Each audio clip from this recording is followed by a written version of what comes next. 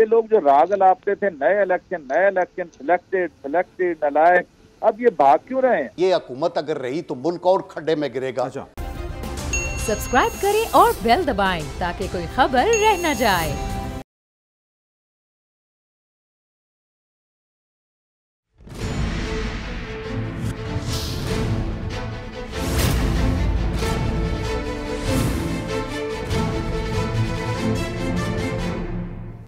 बिस्मिल्लाहिर्रहमानिर्रहीम, अस्सलामु अलैकुम जनाबे वाला। मैं हूं सलमान मिर्जा और आप देख रहे हैं मेरी प्रोग्राम मेरी जंग। जनाबे वाला, सारी सूरत हाल यह है कि पाकिस्तान तहरीक इंसाफ और उनके जो इत्तेहादी थे ये सोच रहे थे कि जनाब अपोजिशन जो उस वक्त की अपोजिशन थी, यानी मुस्लिम लीग नून कह लें, पाकिस्तान पीपल्स पार्टी कह लें, JUI कह लें, उनका ये एक नजरिया था, ये सोच थी कि किसी तरीके से इमरान खान को हुकूमत से अलग कर दिया जाए।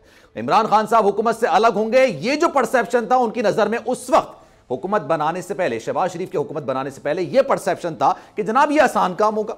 इमरान खान साहब शायद अपनी मकबूलियत खो चुके हैं, उनको शायद गुमान था, उनको शायद यह लग रहा था, लेकिन अब सूरत हाल वाज़ेह होती जा रही है, सूरत हाल तब्दील होती जा रही है। और अब जो हुकूमत में है, पहले अपोजिशन में थे, अब हुकूमत में आने के बाद काबीना तश्कील नहीं दे पा रहे। काबीना की तश्कील में मुश्किलात का सामना करना पड़ा है और शायद उनको अंदाजा हो रहा है कि जिस तरह से तहरीक इंसाफ के सरबराह इमरान खान को उनके मामलात से, उनकी हुकूमत से अलग किया गया, लोगों की सिंपैथी अब तहरीक इंसाफ के साथ जुड़ गई है। इमरान खान साहब की मकबूलियत में, जो कि पहले शायद अगर गुमान किया जाए कम भी हो रही थी, लेकिन उसमें बेपनाह इजाफा हो रहा है। पेशावर का जलसा, कराची का जलसा, इसका मुंह बोलता सबूत है और अब जुमेरात को लाहौर में भी जलसा होने जा रहा है। लेकिन जनाब परसेप्शन यह था कि इमरान खान साहब को हटा दिया जाए, यह तो जनाब बहुत आसान मरहला था, लेकिन इसके बाद जो मुश्किल मरहला था वो यह था कि हुकूमत कैसे चलाई जाएगी। पार्लियामेंट की जो मुद्दत है, इस वाली पार्लियामेंट की 1 साल, इसको कैसे कंप्लीट किया जाएगा। अभी तक काबीना ही तश्कील नहीं दी जा रही है। काबीना की तश्कील के हवाले से रोजाना की बुनियाद पर खबरें आती हैं,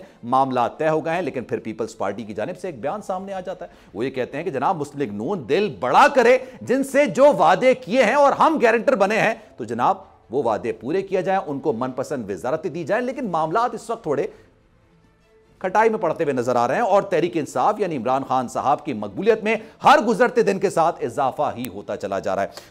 तो जनाब इस पर बात करेंगे। पाकिस्तान पीपल्स रहमान तंगी साहब इस वक्त में ज्वाइन करें, साथ साथ मुस्लिम लीग नून से अब्दुल कयूम साहब इस वक्त हमारे साथ मौजूद है और पाकिस्तान तहरीक इंसाफ से अब से कुछ देर बाद हमें ज्वाइन करेंगे मियां महमूद रशीद साहब। स्टार्ट करूंगा सर अब्दुल कयूम साहब से। कयूम साहब बहुत शुक्रिया आपके वक्त का। यह बताइएगा, 2 परसेप्शन थे। पहला परसेप्शन यह था यार अभी इमरान खान साहब को हटा दें, उसके बाद जो मुश्किल मरहला है उसके बाद देखा जाएगा, तमाम जमातों का इत्तेफाक था इस पे। लेकिन अब सूरत हाल यह बनती जा रही है कि काबीना की तश्कील ही, जो कि बहुत ही ज्यादा आसान मरहला होता है, वो भी मुश्किल हो गया है। क्या कहेंगे सर?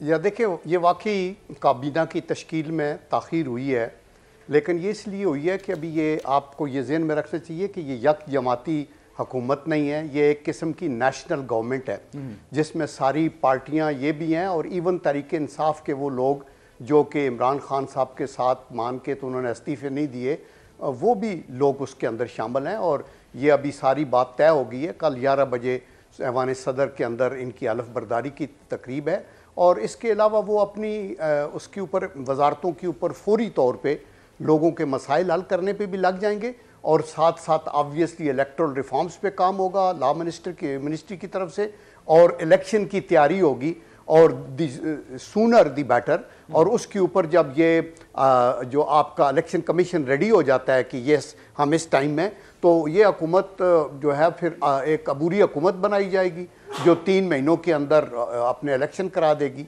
तो ये सूरत हाल तो अच्छी इसलिए नहीं है कि ऑर्डिनरीली हर हुकूमत को 5 साल मुकम्मल करने चाहिए, लेकिन अभी अपोजिशन के पास एक तो चॉइस ये था कि ये जो डूबती कश्ती थी इस हुकूमत की, जिसके हर तरह से गवर्नेंस पुअर थी, महंगाई थी, लोग मुतमईन नहीं थे, अनएम्प्लॉयमेंट थी, आप देखा कि कितनी ज़्यादा दहशतगर्दी भी बढ़ती गई, लोड शेडिंग भी साथ बढ़ रही थी।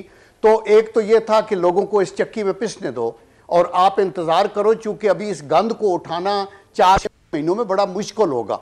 तो लेकिन दूसरा यह था कि कोई बात नहीं है, कम से कम स्लाइड बैक को तो रोक लें। रुपए की कीमत गिर रही है, आपके हर तरीके से आप पीछे जा रहे हैं, आपके बैलेंस ऑफ पेमेंट के इश्यूज हैं, ट्रेड के इश्यूज हैं, IMF रेडी नहीं है तावन का, और बैनुल अक़वामी सतह के ऊपर भी आपके एक तिनाई की तरफ जा रहे हैं। तो ये एक उन्होंने रिस्क लिया for the sake of country. अब सब बेहतर हो रहा है सर। ऊपर सारी पार्टियां मुतहद हैं और आप इंशाल्लाह देखेंगे कि इस इत्तेहाद की भी बात तब बनेगी अगर ये कारकर्दगी अपने फ्यू मंथ्स में शो करेंगे जो भी इनको अवेलेबल है। बट अदरवाइज फिर हाल यही होगा कि ऑनेस्ट, एक ट्रांसपेरेंट और बेहतरीन किस्म के इलेक्शन कराए जाए और दूध का दूध पानी का पानी होगा। लास्ट पॉइंट पे ये बताना चाहता हूं, ये बड़े बड़े जलसों से इंप्रेस ना हो, इन जलसों को ट्रांसलेट करना इनटू द बैलेट बॉक्स और सीट्स में कन्वर्ट करना वो एक एक खेत है। और पाकिस्तान के लिए अपनी अवामी मकबूलियत जाहिर करने का एक ही तरीका होता है और वो होता है जलसा। आप इस बात से इख्तलाफ करते हैं सर? नहीं, मैं इस बात से इख्तलाफ बिल्कुल नहीं करता। वो जलसा तो करता रहे, लेकिन द पॉइंट इज इस जलसे में कौन आ रहा है? क्या ये देहात के वो लोग आ रहे हैं जिनको दो टाइम का खाना नसीब नहीं है?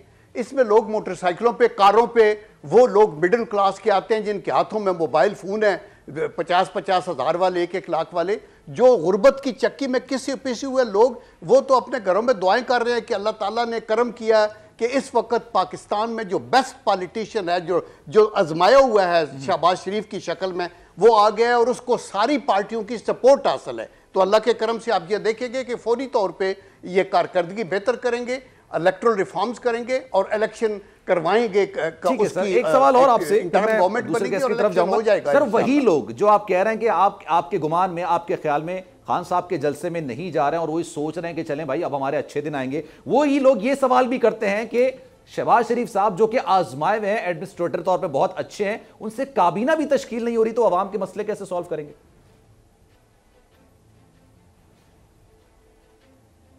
देखें, ये अगर शहबाज शरीफ साहब की अपनी जमात होती ना, जिसके वो प्रेसिडेंट हैं, तो काबीना फौरी तौर पे तश्कील हो जाती। हमने अपने लोगों के नाम तो गिने हुए थे, लेकिन दी पॉइंट इज कि आपने टीम को आगे लेके जाना है ना।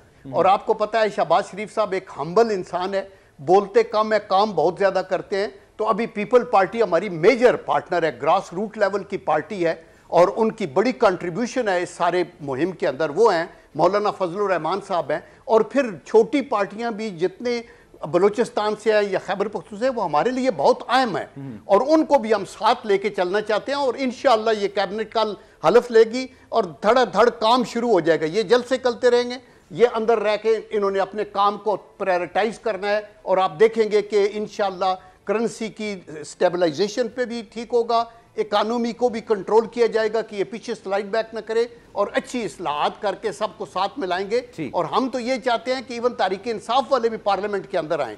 और ऑनेस्ट टू गॉड हम ये नहीं कहेंगे कि अभी प्राइम मिनिस्टर हाथ नहीं मिलाता क्योंकि उनकी इज्जत ना बढ़े, वो आगे बढ़ के भी उनको मिलने की कोशिश करेंगे। लेकिन रौनत आपको पता है किस तरफ है, और रौनत कभी पे नहीं करती। अल्लाह का हुक्म है कि शिर्क के बाद अगर सबसे बड़ा कोई गुनाह है तो वो तकब्बर है और रौनत है, जिसमें आप अपने आप को बड़ा समझते हैं दूसरों से। अल्लाह की निगाह में अफजल वो इंसान है जिनका किरदार मजबूत है। आपकी खूबसूरती है। आप देखिए अगले दिन गार्डियन अखबार ने लिखा है कि Imran may have charisma but Shahbaz Sharif has capability. ये पूरी दुनिया को पता है और दुनिया के सारे लीडर मुबारकें दे रहे हैं और एक्सटेंड कर रहे हैं हेल्थ। तो अल्लाह के करम से बेटर डेज विल कम और इलेक्शन होंगे और stabilisation. But I can assure you कि इमरान खान साहब चूंकि उनके पास मेजॉरिटी नहीं है, ना पहले थी, ना आज है, ना आइंदा होगी, इन्होंने फिर जब अगर ना मिली तो इन्होंने शोर मचाना है और इन्होंने कहना है मैं फलाने को ये धांधली होगी, वो होगी। इनकी है कि कायदे आज़म के बाद अगर कोई लीडर आया है तो मैं ही हूँ, और अगर हुकूमत चलानी है तो मैंने चलानी है। मुझे ज्वाइंट शामिल गुफ्तगू करता हूं। महमूद शरीफ साहब आपका बहुत शुक्रिया वक्त के लिए। सर ये बताइएगा, अब क्योंकि अब्दुल कयूम साहब ये दावा कर रहे हैं, अवाम ये सोचते थे कि बेहतरी आएगी, आपको लगता है बेहतरी आ रही है अब? जी हेलो जी, मेरी आवाज आ रही है आपको? जी आ रही आवाज। सर अब ये लोगों को लग रहा है कि बेहतरी आएगी, आप इस बात से इत्तेफाक करते हैं? क्योंकि लोग ये भी सवाल करते हैं काबीना तश्कील हो नहीं रही, 8 दिन हो गए, आज 8वां दिन खत्म हो रहा है, इसमें मुश्किलात हो रही है, तो आवाम के मसाइल कैसे हल होंगे? ये आगे आगे देखिए होता है क्या। ये भानुमती का कुंभा जो जुड़ा हुआ है, जो एक दूसरे के खून के प्यासे थे, ये अपने बैरूनी आकाओं के इशारे पर शीरो चक्कर हो गए और देखते ही देखते 2-4 हफ्ते के अंदर सब जुड़ा के आ गए कि इमरान खान को निकालना कर। एक ही एजेंडा था इनका, और ये चूंकि जो बाहर से इन्हें पैगाम मिला था उसके मुताबिक वो इमरान खान को जायज था नाजायज था वो निकालने के पे कामयाब हो गए। लेकिन इमरान खान जो है वो मेरा ख्याल है कि वो पंजाबी की मिसाल है, कुब्बे नूं लत रात आ गई है। अच्छा। जो रिस्पांस मिला है उसे इक़्तिदार से बाहर निकलने के बाद, ये इनकी आंखें खोलने के लिए काफी है। ये कयूम साहब मेरे बुजुर्ग हैं, बड़े हैं मेरे से, मैं ये समझता हूँ कि बेहतरीन अदालत अवाम की अदालत है और लोग ये फैसला कर बैठे हैं और तहैया कर बैठे हैं। इस तरह की किसी साजिश को और बैरूनी इशारों पर इस तरह की किसी तब्दीली को उन्होंने ज़हनी तौर पर एक्सेप्ट नहीं किया। ये लोग जो राग अलापते थे नए इलेक्शन सिलेक्टेड नलायक, अब ये भाग क्यों रहे हैं? ये क्यों इस्तीफे मंजूर नहीं कर रहे? ये क्यों मैदान में नहीं निकल रहे? आए निकले मैदान में, दूध का दूध पानी का पानी हो जाए। आइंदा 2-4 हफ्ते के अंदर कराएं इलेक्शन, पता चल जाएगा कि उन लोगों का भी मोटिव बेसिकली यही है कि इलेक्शंस करवाने हैं। जहां तक लग रहा है उनको इलेक्शंस करवाने हैं। वो जाहिर सी बात है काबीना की तश्कील में मुश्किलात हो रही है, फिर पीपल्स पार्टी की भी तहफ़्फ़ुज़ात सामने आ रहे हैं, इत्तेहादी जमातें ले नहीं रही हैं वजारतें, तो लग ऐसा रहा है कि इलेक्शंस की तरफ ही जाएंगे। जी बिल्कुल, अगर इलेक्शन की तरफ जाएंगे तो फिर तो मैं ये समझता हूँ अवाम की अदालत बेहतरीन अदालत है। वो इनको पता चल जाएगा कौन कितने पानी में है। और मैं जो सीन देख रहा हूँ बतौर एक सियासी कारकुन के, मुझे कुछ 40 साल हो गए इस मैदान के अंदर, ग्रॉस रूट लेवल से मैं यहाँ तक पहुंचा हूँ। मेरा ख्याल है 2/3 अक्सरियत से इमरान खान फेयर इलेक्शन के अंदर जीतकर दोबारा हुकूमत बनाएंगे। अच्छा, मैं चाहूंगा कि बैरामंद मंगी साहब को भी इस वक्त शामिल करूं, लेकिन मैं चाहता हूं कि नफीसा शाह ने क्या गुफ्तगू की है, क्योंकि उनका ताल्लुक पाकिस्तान पीपल्स पार्टी से है, उनकी गुफ्तगू शामिल करते हैं, फिर मैं आऊंगा सर आपकी तरफ। नफीसा शाह की गुफ्तगू आपने मुलाहिजा की। तंगी साहब ये बताइएगा क्यों परेशानी खड़ी कर रहे हैं? क्योंकि ऐसा कहा जा रहा है कि पाकिस्तान पीपल्स पार्टी ना वजारतें लेने के मूड में है, फिर इस तरह की बात भी निकलकर सामने आती है कि जो वादे किए गए हैं नून लीग की जानिब से उसको डिलीवर किया जाए इत्तेहादी जमातों से। क्या कहेंगे सर आप? बिस्मिल्लाहिर्रहमानिर्रहीम। सलमान भाई, थैंक यू सो मच। देखिए, पाकिस्तान पीपल्स पार्टी ने हमेशा, चाहे वो अपोजिशन में हो या हुकूमत में हो, हमने आप जैसे लोगों से, इंटेलेक्चुअल से, अपोजिशन लीडर से, अपोजिशन जमातों के लीडरशिप से सीखा है और हमने अपनी हुकूमत चलाने के लिए रास्ते तलाश किए हैं पार्लियामान के अंदर। हमने कभी भी ये नहीं कहा है कि हम अक्ल कुल हैं और अक्ल कुल फिर 3 साल बाद खड़े होकर कहें कि मुझे तो मईशत का पता नहीं है, मेरे पास तो टीम नहीं है, मैंने कोई तैयारी नहीं की है, तो हम वो लोग नहीं है। अभी नफीसा शाह को आपने सुना, हम यही बात करते हैं कि हम कुछ डिलीवर करें और हमने जो कमिटमेंट की है उस कमिटमेंट को भी ऑनर करें। तो हम समझते हैं कि जब हम अभी इस वक्त हुकूमत में आए हैं तो हमारे पास एक्सक्यूज का रास्ता नहीं है और ना हम एक्सक्यूज करेंगे, ना हम ये कहेंगे कि हमारे पास टीम नहीं है। हम ये नहीं कहेंगे कि मुझे तो टीवी से पता चला कि डॉलर की कीमत बढ़ गई है। हम ये नहीं कहेंगे कि हमें तो टीवी से पता चले कि मैं प्राइम मिनिस्टर हूं। हाँ, हमने डेमोक्रेटिक प्रोसेस के जरिए सेलेक्टेड प्राइम मिनिस्टर को बाहर निकाला है। अभी आपने इंट्रो में कहा है कि किसी तरीके से भी हम इमरान को खत्म करें, बिल्कुल गलत है। किसी तरीके से नहीं। हमने ना लॉन्ग मार्च के जरिए, हमने ना अनडेमोक्रेटिक एटीट्यूड के जरिए, हमने डेमोक्रेटिक प्रोसेस के जरिए कठपुतली प्राइम मिनिस्टर को प्राइम मिनिस्टर हाउस और पार्लियामान से बाहर किया। मैं समझता हूं कि अगर कोई बंदा ये समझते हैं कि हम जमहूरियत पे यकीन रखते हैं, हम पार्लियामानी निज़ाम पे यकीन रखते हैं, तो मैं समझता हूं कि ये पार्लियामानी तरीका था, ये जमहूरी तरीका था और ये पहले नहीं था। इससे पहले शहीद बीबी के खिलाफ भी नो कॉन्फिडेंस मोशन आया था, जो कि हमने पार्लियामान के अंदर पॉलिटिकली और टेक्निकली हैंडल किया था, जो कि शहीद बीबी विन किया था। मैं समझता हूं कि अगर ये पाकिस्तान है तो हम सियासत करेंगे। अगर हम सियासत करेंगे तो हम prime minister, opposition leader, MNA और सेनेटर बनेंगे। लेकिन मैं समझता हूं कि इस वक्त इमरान वर्ष की जो उनके साथ टीम है, वो ये कोशिश करते हैं कि हम आईन शिकनी करें, हम पार्लियामान की शिकनी करें। अभी कभी सदर प्रेसिडेंट कहते हैं कि हो गया ना सब, अभी तो खैर माजी की बातें हो गई। नो कॉन्फिडेंस मोशन भी आप लोगों ने कामयाब कर ली। अब तो जो आप लोग तनकीद करते थे कि पेट्रोल इतना महंगा हो गया, महंगाई इतनी ज्यादा हो गई, अवाम पिस रही है। अब शाह महमूद, मैं जो साबिक वजीर आजम का मैं गुफ्तगू भी सुन रहा था, वो भी ये बात कह रहे थे जनाब कि अब जो है पेट्रोल मजीद महंगा करना पड़ेगा और मजीद महंगी की तरफ जाना पड़ेगा, हमें मुश्किल फैसले करने पड़ेंगे, मजीद महंगाई होगी। और उन्होंने ये भी कहा कि जनाब इस वक्त जो पेट्रोल सबसे कम मिल रहा है वो पाकिस्तान में मिल रहा है। तो जनाब ये तो खान साहब भी कहा करते थे, तो उस वक्त आप उनको क्यों बुरा भला कहते थे?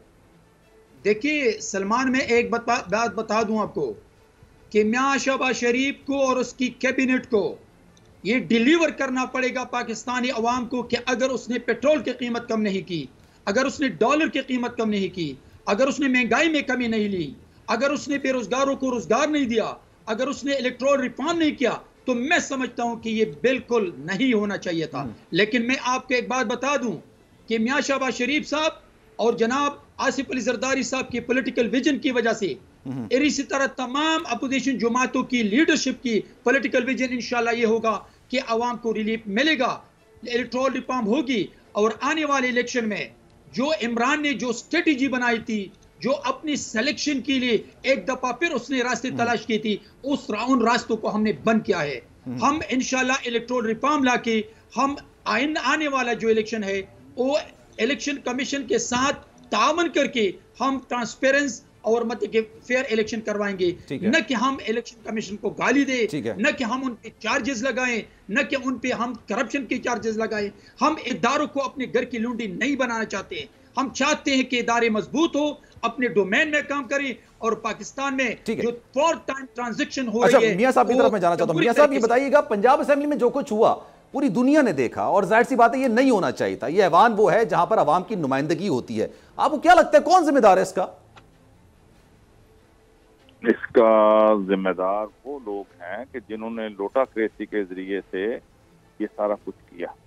अभी मेरे भाई कह रहे थे कि जरदारी साहब का विजन है, शहबाज शरीफ का विजन है, एक नाम का साथ और इजाफा करते फजलुर रहमान साहब का भी विजन है कि लोटाक्रेसी को फरोग दिया जाए और अपने बैरूनी आकाओं के इशारे के ऊपर ये लोग जो एक दूसरे की शक्ल देखने के रवादार नहीं थे। यहाँ NA 133 का इलेक्शन था लाहौर में, इनकी तकारीर जरा उठाकर देख लें कि ये एक दूसरे के खून के प्यासे थे और जब इनके बड़ों का इशारा हो गया तो सब कुछ भूल भाल के ये इमरान खान के पीछे पड़ गए कि इन्हें बाहर निकालना है और लोटाक्रेसी को फरोग देके ये इनका विजन है और बड़े इस पर फख्र से कहते हैं कि हमने जमहूरियत के जरिए से ये कर दिया, उसको बाहर निकाल दिया। उसको कठपुतली कहते हैं। इनकी आंखें जो है ना वो देख नहीं रही, इन अकल के अंधों को उल्टा नजर आता है, मजनू नजर आती है, लैला नजर आता है। यानी ये वो कठपुतली है जिसकी एक कॉल पे लाखों नहीं करोड़ों लोग पूरी दुनिया में पाकिस्तानी बाहर निकल रहे हैं। ये इनके लिए लम्हा फिक्रिया है कि जिसको ये कठपुतली कह रहे हैं उसकी पॉपुलैरिटी को देखें, उसको देखें लोगों के अंदर कितनी पजीराई है। ये बड़ी बड़ी बातें करके और आलाकार बनकर लोगों के इन्होंने ये कर तो लिया है, लेकिन अब इनके यही विजनरी लीडर जो है, लेकिन सर ये सारी चीजें जिसको आप लोटाक्रेसी कह रहे हैं, कठपुतली है सर, इलेक्शन कराओ जल्दी। ठीक है, मैं कहता हूँ कि क्यों नहीं इलेक्शन में आते। अच्छा, मजे की बात, तमाम जो इस वक्त हुकूमती जमातें वो भी इलेक्शंस की बात कर रही हैं। सर एक सवाल आपसे, 14-12 हफ्तों के अंदर इलेक्शन होना है, पता नहीं क्या सोच रहे हैं आप। सर ये सारी चीजें जो पंजाब असेंबली में हुई है जिसको आप लोटाक्रेसी कह रहे हैं, ये तो कौमी असेंबली में भी हुआ था ना, ये तो कौमी असेंबली में भी हुआ था। लेकिन फिर स्पीकर ने रिजाइन किया, उसके बाद नो कॉन्फिडेंस की मोशन की मूवमेंट आई, उसके बाद वो सब कुछ हुआ और मामला सुकून से हो गया। आपको नहीं लगता कि अगर विफाक में हो सकता है पंजाब असेंबली में भी हो जाता?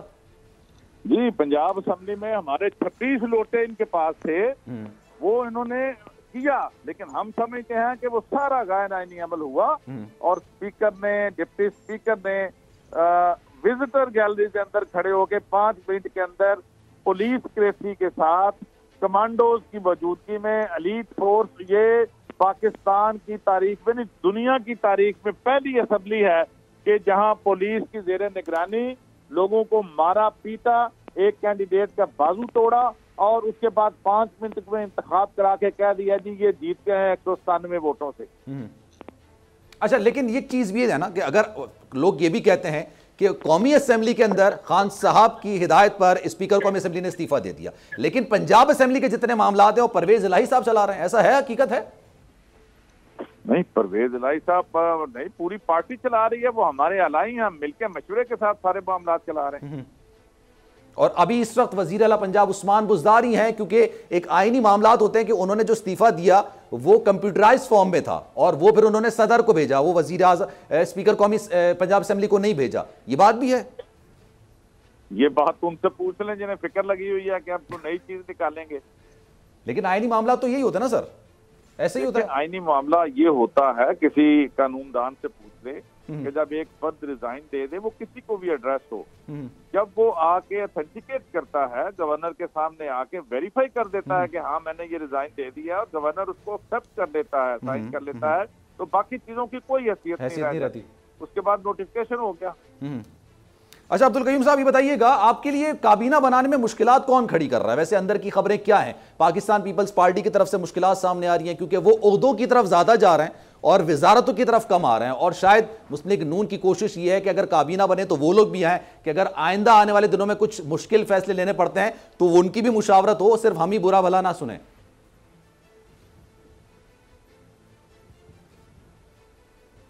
यार ठीक है, मैं लेकिन दो चीज़ें पहले कहना चाहता हूँ। देखिए, एक आपने पंजाब पूछा क्वेश्चन मियां साहब से कि वहाँ ये प्रॉब्लम क्रिएट हुआ तो किसने किया, तो ऑब्वियसली जिस पार्टी के पास मेजॉरिटी थी और गिन के बंदे बिठाए हुए थे वो तो प्रॉब्लम क्रिएट ना करते ना, वो तो आराम से बैठे हुए थे कि ये कार्रवाई हो और इस कार्रवाई के बाद हम इसको फॉर्मलाइज करें और आगे चलें।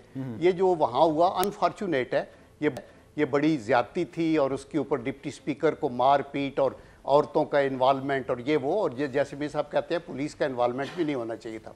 नंबर 2, उन्होंने ये कहा कि ये कुब्बे को लात जो है वो काम आई है और इमरान खान साहब ये हुआ है। मैं उनको ये बताना चाहता हूँ कि पहली बात तो ये कि कुब्बा क्यों हुआ। कुब्बा इसलिए हुआ, एक बंदा कि उसने पंजाब जैसे बहुत इंपॉर्टेंट सूबे में जहां मियां महमूद रशीद साहब जैसे एक कोना मश्क सियासतदान ऑलरेडी प्रेसिडेंट थे उस इलाके के, वहां उनको इग्नोर करके तो बुजदार को उनके ऊपर मुसल्लत किया। फिर आप देखें कि गैस तेल हर चीज़ की वजीर खारजा बदले, हर साल नहीं बल्कि हर महीने में कोई IG बदले, चीफ मिनिस्टर बदले, कीमतों पे कंट्रोल नहीं हुआ, CBR चेयर बदला। एक्चुअली तो ये चीज़ें थी जिन्होंने उसको कुब्बा किया। अभी कुब्बे को जो लात लगी है वो लात मफलूज हो गई है उस दिन के बाद, उसको फालज हो गया है जिस दिन DGISPR ने वो कंस्पिरेसी वाले गुब्बारे से हवा निकाल दी है। तो वो तो अभी कोई बात मानने को तैयार नहीं है ना। कि देखिए, बैरूनी मुदाखलत आपके ख्याल में मौलाना फजलुर रहमान यूरोप में और अमेरिका में बड़े पॉपुलर हैं कि लोग उनकी मदद करेंगे या करेंगे, या यहाँ बुजदार के वो हटाने के इंतज़ार में थे। ऑनेस्ट टू गॉड मैं कहता हूँ कि ये चीज़ें काउंट नहीं करेंगी। अभी इसको पार्टी को क्या करना चाहिए, तारीक इंसाफ को, चूँकि हमारी ये कौमी पार्टी है, इनको रीऑर्गेनाइज करना चाहिए, इनको अपनी गलतियों से सीखना चाहिए, आई एम श्योर, और इनको अपने कोर ग्रुप के ऊपर ज़्यादा ध्यान देना चाहिए। एक लेसन बड़ा ये है कि आप जब इंडिपेंडेंट ले लेंगे, आगे पीछे मांगे तांगे पे फिर भी बात नहीं बनेगी, फिर इत्तेहादी ले लेंगे जिनको आप डाकू कहते रहे, चोर कहते रहे, चपड़ासी कहते रहे, वो सब कुछ करेंगे तो वो फिर उसी तरह बिहेव करेंगे ना आपस के अंदर। तो मैं देखे हमारे ऊपर लागू होते थे, वो भी गलत है कि आप उस तरह करें। अच्छा, वो भी गलत। मैं ये समझता हूं कि अच्छा सर, एक ब्रेक लेते हैं, ब्रेक के बाद आते हैं, फिर इस पर बात करते हैं। आधी जमातें जो हैं जो इस वक्त हुकूमत में है वो भी मांगे तांगे वाली सूरत हाल में है, इधर से इत्तेहादी ले लिए, इधर से इत्तेहादी ले लिए, मुनहरिफ अरकान भी ले लिए। खैर उनके वोट तो नहीं पड़े, लेकिन उसके बावजूद उन्होंने हुकूमत बना ली और यही ताने अपोजिशन को ही पड़ते हैं। एक ब्रेक लेंगे, ब्रेक के बाद वापस आएंगे, कहीं जाइएगा नहीं।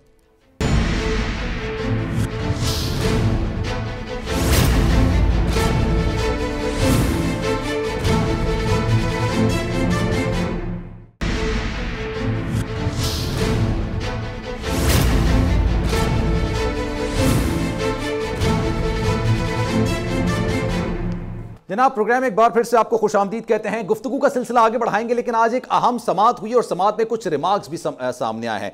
आर्टिकल 63A की तशरीह के हवाले से जो सदारती रेफरेंस था उस पर समात हुई और समात सुप्रीम कोर्ट के मोअज़्ज़ज़ जज साहिबान की जानिब से जो रिमार्क्स सामने आते हैं, पहले उसको सामने रखेंगे, उस पर बात करेंगे, फिर आगे बढ़ेंगे, गुफ्तगू का सिलसिला आगे बढ़ाएंगे। सुप्रीम कोर्ट में जनाब आर्टिकल 63A की तशरीह के लिए जो दायर किया गया था सदारती रेफरेंस पर, उस पर समात हुई थी और दौरान समात chief justice of Pakistan justice Umar Ata Bandial ने कहा, सोशल मीडिया पर जो चल रहा है उसकी परवाह नहीं, आइन की पासदारी हमारी जिम्मेदारी है, ये 24 घंटे काम करने वाली अदालत है, किसी को सुप्रीम कोर्ट पर उंगली उठाने की जरूरत नहीं है।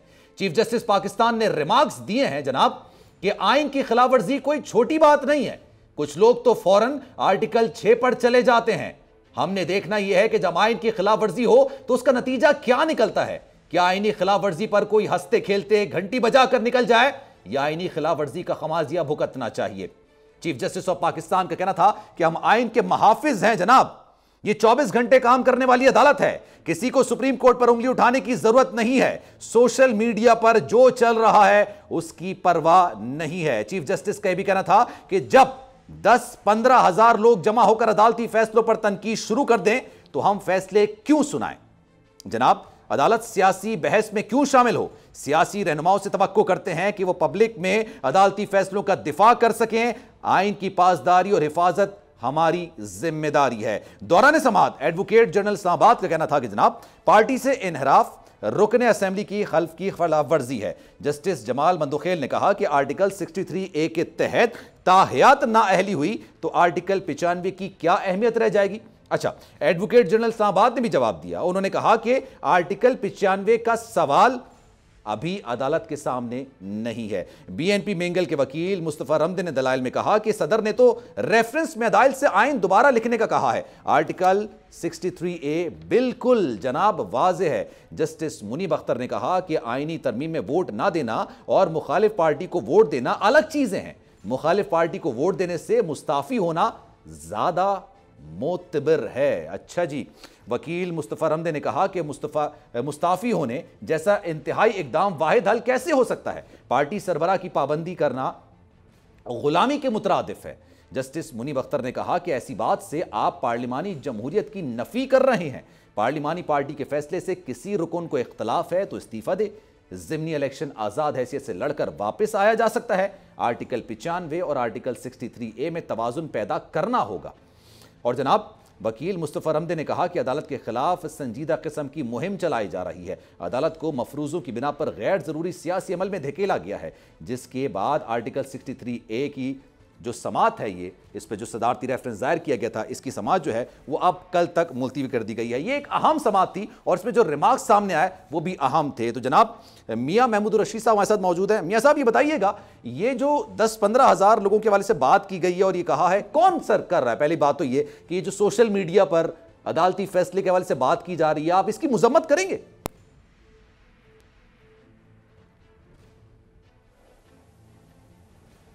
मियां साहब? अच्छा, अब्दुल कयूम साहब हमारे साथ मौजूद हैं। अब्दुल कयूम साहब, ये बताइएगा कि ये जो सारा मामला सोशल मीडिया पर चल रहा है, अदालत के खिलाफ जो बात की जा रही है, आपको इसकी मुजम्मत करनी चाहिए, बोलना भी चाहिए, और ये कौन लोग कर रहे हैं? देखें, ये बिल्कुल काबिल मुजम्मत है और अफवाज पाकिस्तान और उसके सालार के मुतल्लिक भी बहुत सी चीज़ें आ रही हैं और बहुत से लोग बाहर बैठ के कर रहे हैं जो समझते हैं कि कानून की गिरफ्त से बाहर हैं। अदालतों ने बिल्कुल अकॉर्डिंग टू द कॉन्स्टिट्यूशन फैसले किए, मुतफ़िका किए, लार्जर बेंच ने किए, और आपने ये देखा कि नो कॉन्फिडेंस मूवमेंट एक कॉन्स्टिट्यूशनल एक रिक्वायरमेंट है। हमारी पार्टियों का इत्तेहाद वन पॉइंट पे था और वो ये था कि ये हुकूमत अगर रही तो मुल्क और खड्डे में गिरेगा। अदरवाइज हर पार्टी का अपना मैनिफेस्टो है, अपना नज़रिया है, तो हमने किसी को ऐसे इकट्ठा नहीं किया, सबका ये व्यू पॉइंट था तो इकट्ठे हुए। तो ये जो मुहिम चली हुई है अदलिया के खिलाफ, और आप देखें कि जब नवाज शरीफ साहब पे केसेस चले तो 100 दिनों में 100 पेशकियाँ हुई, एक GIT बनी, बहुत से लोगों ने बहुत कुछ होता रहा। उस वक्त तो ये बाहर से जो लोग हैं इधर से और सोशल मीडिया पे उन्होंने इतना जोर नहीं दिया, और मियाँ साहब ने हर हेयरिंग सुनी, उनको प्राइम मिनिस्टरशिप से हटा दिया गया, उन्हें पार्टी की सदारत से हटा दिया गया, और वो उन्होंने सरे तस्लीम खम किया और आगे उनके अपने तहफ़्फ़ुज़ात ज़रूर थे। तो इसलिए मैं समझता हूँ कि ये मुहिम मुल्क के ख़िलाफ़ है। अफवाज पाकिस्तान के अदारे को बदनाम करना या जो अदलिया के ऊपर मज़मूम हमले हैं, इसके हम पुरज़ोर मुज़म्मत करते हैं। सवाल भी तो कर रहे थे ना, मुझे क्यों निकाला, वो भी आप समझते हैं जायज़ था ये?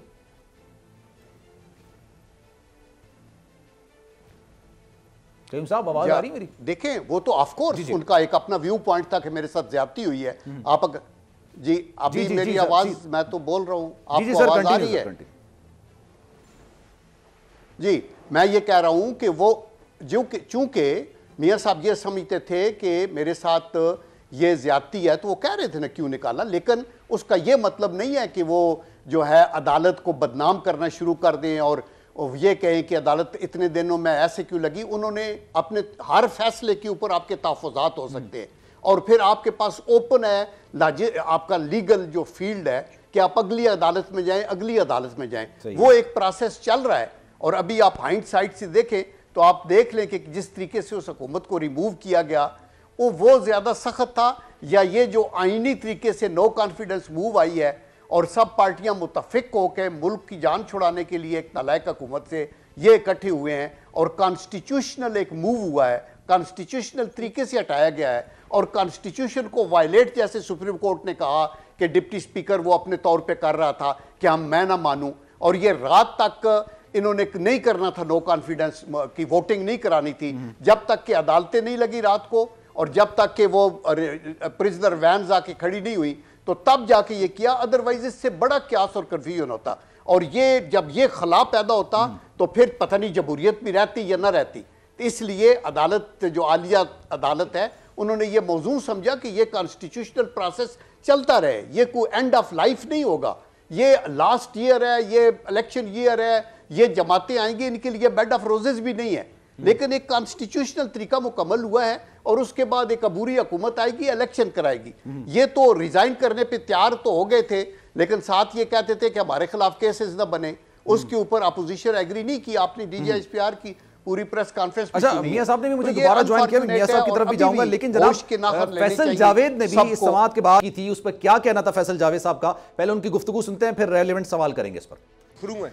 ठीक जनाब, मियां साहब हमारे साथ मौजूद हैं। मियां साहब बताइएगा, आज जो सदारती रेफरेंस पर आर्टिकल 63A की तशरीह के हवाले से जो समाअत हुई थी, इसके हवाले से आपने चीजें देखी होंगी, तो आप सर इत्तेफाक करते हैं ये सोशल मीडिया पर ये जिस तरह की बात की जा रही है अदलिया के खिलाफ, अदलिया के हवाले से, आप इसकी मुजम्मत करते हैं? जी ऑफ कोर्स, हमारी पार्टी की बिल्कुल भी ये लाइन नहीं है, ना लीडरशिप को बड़ी सख्ती से है कि अदारों के खिलाफ, फौज के खिलाफ और आला अदलिया के खिलाफ इस तरह का कोई प्रोपेगेंडा वो हमें नहीं करना। लेकिन जाहिर बात है सोशल मीडिया किसी के कंट्रोल में नहीं है, वहाँ लेमैन जो मर्जी, जो जिसके मुंह में आ रहा है, जो जिस तरह से सही समझ रहा है, अपने जज्बात की अक्कासी कर रहा है, उस पर तो किसी का कंट्रोल नहीं है।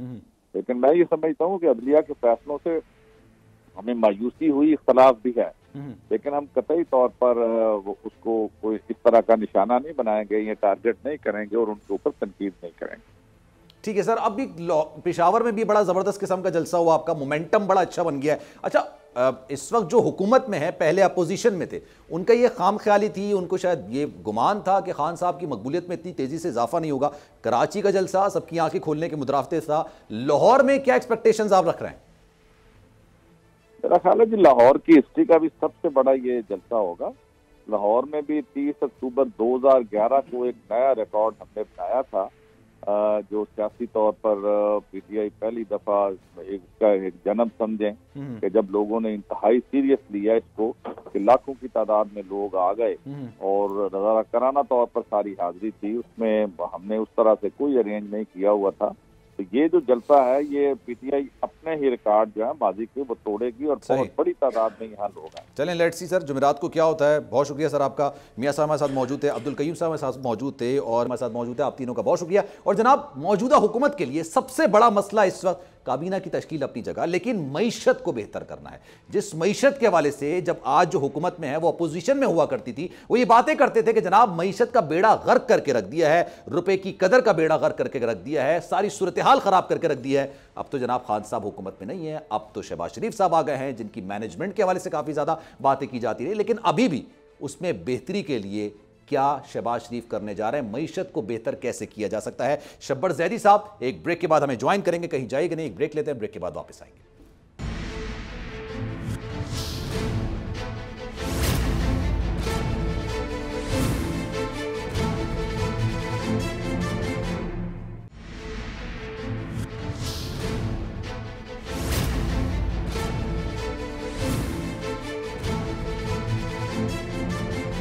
प्रोग्राम के आखिरी हिस्से में आपको खुशामदीद कहते हैं। जनाब, जब इमरान खान साहब हुकूमत में थे और मुत्तहदा अपोजिशन जिसमें मुस्लिम लीग नून, पाकिस्तान पीपल्स पार्टी और दीगर जमातें थी, इंसान एक गोल सेट करता है और उस वक्त उस मुत्तहदा अपोजिशन ने गोल सेट किया कि पहले खान साहब को हटाएं हुकूमत से, उसके बाद देखते हैं मामलात क्या होंगे। ये करीबी गोल था और ये आसान गोल था कि खान साहब को हटा दिया जाएगा, नो कॉन्फिडेंस की मोशन लाई जाएगी। उसके बाद फिर असल मामला यह है कि मईशत को किस तरह से बेहतर करना है, क्योंकि शहबाज शरीफ साहब हो, पाकिस्तान पीपल्स पार्टी हो, दीगर जमातें हो जो कि अपोजिशन में उस वक्त थी, वो ये कहती थी मईशत का सत्यानाश करके रख दिया है। लेकिन अब किस तरह से शहबाज शरीफ या पाकिस्तान पीपल्स पार्टी या दीगर जमातें जो इस वक्त हुकूमत में हैं, पहले अपोजिशन में थी, वो मईशत को बेहतर कर सकेंगी। शब्बर जैदी साहब ने इस वक्त में ज्वाइन किया है। सर बहुत शुक्रिया आपके वक्त का। इस वक्त अगर आम अल्फाज में कहा जाए मईशत कैसी है सर हमारी अभी? देखिए, पाकिस्तान की मईशत के हालात मुस्तकिल खराबी की तरफ जा रहे हैं और कोई बुनियादी अच्छाई की तरफ हमें रास्ता नजर नहीं आ रहा।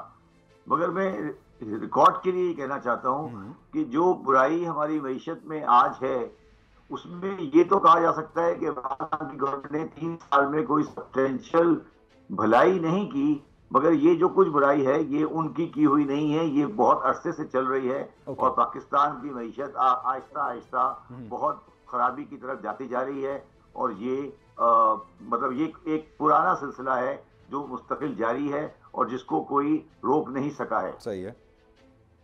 अच्छा सर, अब बेहतरी के लिए कहा जा रहा है कि सागदार साहब जो इस वक्त लंदन में मौजूद हैं, बड़ा होमवर्क कर रहे हैं, तजुर्बेकार भी हैं, पहले भी वजीर खजाना रह चुके हैं और बहुत शॉर्ट टर्म में बेहतरी लाने की अहलियत रखते हैं, ऐसा लोग कहते हैं। आपको लगता है कि वो बेहतरी की तरफ ला सकते हैं मामलात को? आप मुझे अब ये बताइए कि 1988 से लेकर 2018 तक मुशर्रफ के 10 साल निकाल के यही सारे लोग थे ना, ये कौन से जो आप कह रहे हैं कि ये ला सकते हैं, उन्होंने लाया है, तो ये क्या मतलब आप कि ये सारे जो बयानात आप लोग देते हैं किस सर मैं सवाल कर रहा हूँ, मैं पूछ रहा हूँ। नहीं सवाल नहीं, आपने तो बयान दे दिया ना कि सलाहियत रखते हैं, ये करते, ये सारी बातें तो आपने इस तरह कर दी ना कि जैसे कोई आपके पास कोई रॉकेट इंजीनियर है जो कर रहा है। यही लोग तो हैं जिन्होंने नहीं रखते, खत्म हो गई बात। जिन्होंने इनको इस जगह पे पहुंचाया है, आज उन्हीं को आप कह रहे हैं कि वो सही कर देंगे। ये लोग जो हैं, ये इंक्लूडिंग इमरान खान, ये लोग पाकिस्तान की मईशत को, मैं एक अल्फाज कहना चाहता हूँ चाहे वो बहुत बड़ा हो, ये पाकिस्तान की मईशत को ना समझते हैं और ना बुनियादी तौर पर सही करना चाहते हैं। अच्छा, मेरी बहुत बड़ी बात कही गई है। ठीक है, तो ये बेहतरी की तरफ करना नहीं चाहते क्योंकि ये कोई और इंटरेस्ट को सर्व करते हैं। ये पाकिस्तान के अवाम के नुमाइंदे नहीं हैं, चाहे उसमें इमरान खान हो या ये जो आज आए हैं, ये उनका अवाम से कोई ताल्लुक नहीं है। तो सर किसकी तरफ देखें फिर? अब आपने ऐसी बात की है तो सर देखें किसकी तरफ? ना खान साहब कर सकते हैं, ना जो आई है हुकूमत वो कर सकती है। अवाम तो कहती है ना उनको बुनियादी जरूरियात की चीजें उनकी दहलीज पर मिले, सस्ते दामों में नहीं। बात देखिए की बात नहीं है, मसला ये है कि मेरी शिकायत मीडिया से और लोगों से है कि वो मईशत पे गुफ्तगू ही नहीं करते और वो बिल्कुल छोटे छोटे सरसरी मामलात को लेके बैठ जाते हैं कि महंगाई हो रही है, इन्फ्लेशन हो रही है, डॉलर बढ़ गया, ये कम हो गया, ज्यादा हो गया।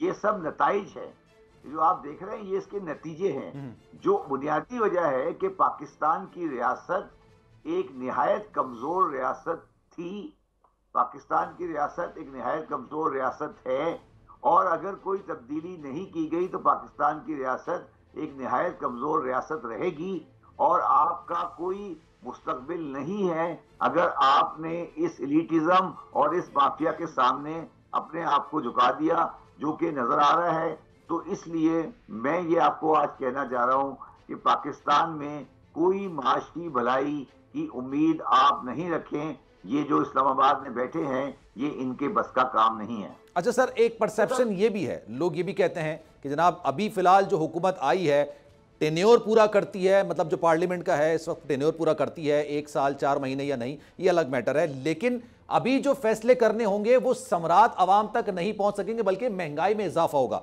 सही से कह रहा हूं सर मैं? देखिए, इस वक्त जो गवर्नमेंट आई है, इनके पास ये बहुत बदकिस्मत लोग हैं माशी तौर पर। अगर ये कोई ऐसा फैसला करेंगे, इनको 1.5 महीने बाद बजट देना है, अगर ये सख्त बजट देंगे तो इनके लिए सियासी तौर पर बहुत बड़ी परेशानी होगी।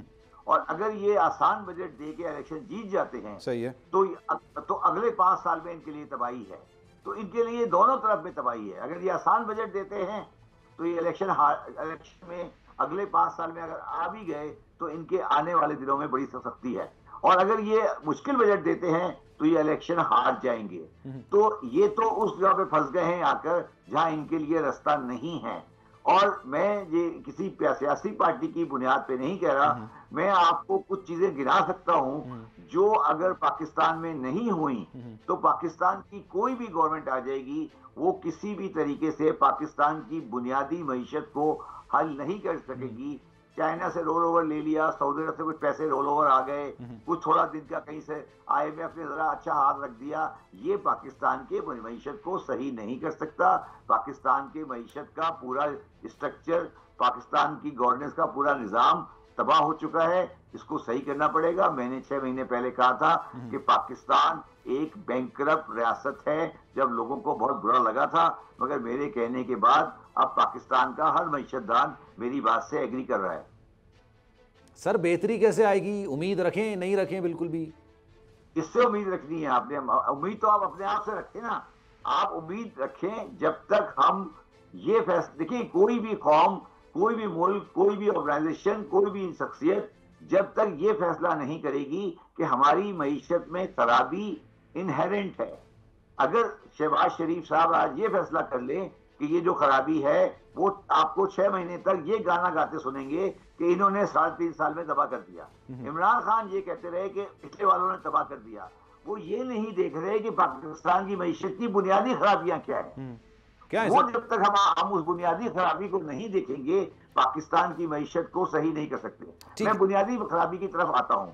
बुनियादी खराबी पाकिस्तान की मईशत की ये है कि पाकिस्तान की मईशत 1947 से लेकर 2022 तक इंपोर्ट बेस्ड मईशत रही है। हमेशा इंपोर्ट की वैल्यू एक्सपोर्ट से ज्यादा रही है, सब्सटेंशियल ज्यादा रही है, और हमें मुफ्त के डॉलर मिलते रहे हैं अपनी इज्जत, अपनी फौज, अपनी चीजों को बेचने के। कभी वॉर अफगानिस्तान के, कभी सीटो सेंटो के, कभी वॉर ऑन टेरर के, कभी सऊदी अरब से हमें भीख मिल गई, कभी चीजें मिल गई, तो उससे हम चलते रहे।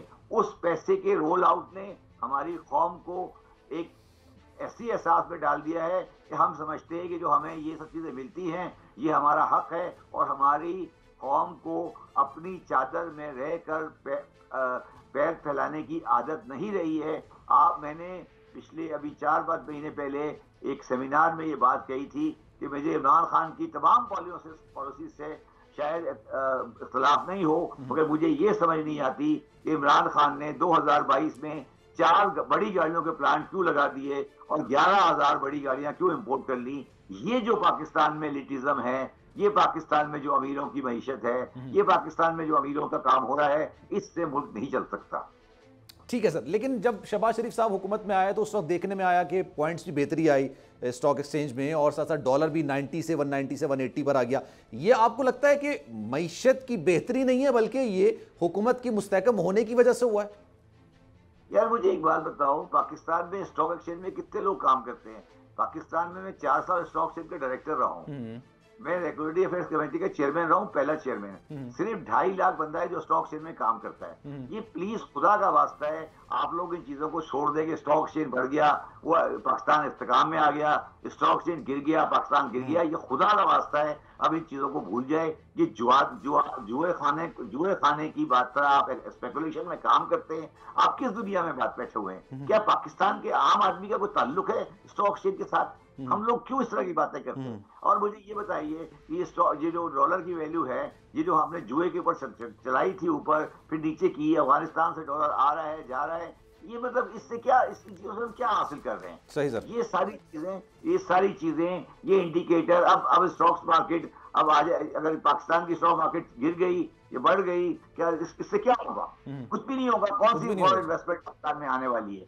ये मेरा मकसद कहने का, ये बेकार की बातों पर यही तो चीजें हैं सर आप लोग प्रेजेंट करते हैं ना, जिससे पाकिस्तान की सर हम माहिर माशियात तो नहीं है, वो तो आप, हम तो सवाल करेंगे, आप जवाब दे देंगे सर। ना आपको ये तो पता नहीं है कि स्टॉक मार्केट में आपने चला दिया, स्टॉक मार्केट वो सियासतदान भी चला रहा है, इस तरह स्टॉक मार्केट चली गई इमरान खान के आने पे। खुदा का वास्ता है, इनको सीरियस नहीं लें, ये इनका कोई ताल्लुक पाकिस्तान से नहीं है। ये 4 महीने गाना गाएंगे कि ठीक है ज़ैदी साहब, क्योंकि टाइम की किल्लत है, वरना डिटेल में मजीद आपसे इस पर मजीद बात करते हैं। बहुत शुक्रिया आपका। लेकिन सर एक आम पाकिस्तानी की हमेशा से सोच यही रही है चाहे वो गरीब हो, मुतवस्सित तबके से ताल्लुक रखता हो, कि उसके घर में राशन मुनासिब कीमत में आए, अपने बच्चों को अच्छा खिला सके, अपने बूढ़े माँ बाप को अच्छी दवाइयाँ दे सके, उनका इलाज करा सके, और इसी को वो मईशत कहते हैं। और मईशत की बेहतरी, अगर सारी चीज़ें उसके पास मौसूल हों, अच्छी कीमतों में हो, उसके घर पर हो, उसके दरवाजे पर आए, तो उसको मईशत की बेहतरी कह सकता है। और उम्मीद करते हैं पाकिस्तान में ये सब कुछ आने वाले वक्तों में ज़रूर होगा इंशाअल्लाह। ज़िंदगी रही, सेहत रही, कल 11 बजे आपसे फिर मुलाकात होगी। ख्याल रखिएगा अपना। सलमान मिर्ज़ा को दीजिए इजाज़त। अल्लाह हाफ़िज़।